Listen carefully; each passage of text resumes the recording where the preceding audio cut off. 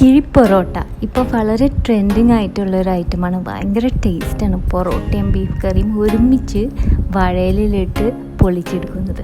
അപ്പോൾ ഇത് നമുക്ക് വീട്ടിലുണ്ടാക്കാൻ പറ്റും. ഒന്നില്ലെങ്കിൽ പുറത്തുനിന്ന് വാങ്ങിച്ച പൊറോട്ട അല്ലെങ്കിൽ വീട്ടിലുണ്ടാക്കിയ പൊറോട്ട വെച്ചിട്ട് നമുക്ക് ഉണ്ടാക്കാൻ പറ്റും. അപ്പോൾ നല്ലൊരു ദോശക്കല്ല് പോലത്തെ കല്ലിൽ വാഴയിലിട്ട് അതിൻ്റെ മേലെ ഒരു പൊറോട്ട വീട്ടിലുണ്ടാക്കിയതോ പുറത്തുനിന്ന് വാങ്ങിച്ചതോ അതിൻ്റെ കൂടെ കുറച്ച് നെയ്യുള്ള നല്ല ബീഫ് കറി. അപ്പോൾ ഇവിടെ ഞാൻ യൂസ് ചെയ്യുന്നത് എൻ്റെ തട്ടുകട സ്റ്റൈൽ ബീഫ് കറിയാണ്. അത് കണ്ടിട്ടില്ലെങ്കിൽ ആ വീഡിയോ ചെക്ക് ചെയ്തോളൂ. വീണ്ടും ഒരു പൊറോട്ട നമുക്ക് കവർ ചെയ്യാം. എന്നിട്ട് ഇത് പൊതിയായിട്ടോ അല്ലെങ്കിൽ കിഴിയായിട്ടോ കെട്ടാം. അപ്പോൾ ഇവിടെ കിട്ടുന്ന വാഴയില കുറച്ച് ചെറിയ പീസസാണ് ഞങ്ങൾക്ക് കിട്ടുന്നത്. അതുകൊണ്ട് ഞാനിവിടെ ഇതുപോലെ പൊതി പോലെ കെട്ടുകയാണ് ചെയ്യുന്നത്.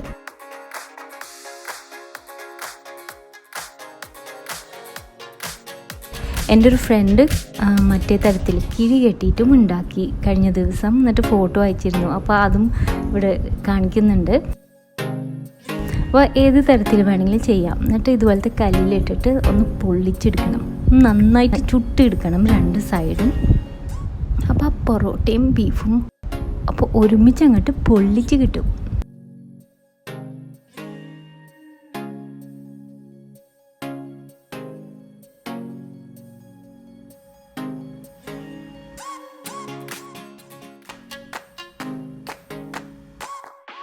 എന്നിട്ട് ഇത് ചൂടോടുകൂടി തന്നെ പാർസലഴിക്കണം. അപ്പോൾ പൊറോട്ട കണ്ടില്ലേ, നല്ല പദമായിട്ടുണ്ട്, നല്ല സോഫ്റ്റായിട്ടുണ്ട്. എന്നിട്ട് ആ ബീഫ് കറിയിൽ ഇങ്ങനെ കുതിർന്ന പൊറോട്ട കാണാനും നല്ല രസമാണ്. നമുക്ക് വേഗം തന്നെ കഴിക്കാൻ തോന്നും.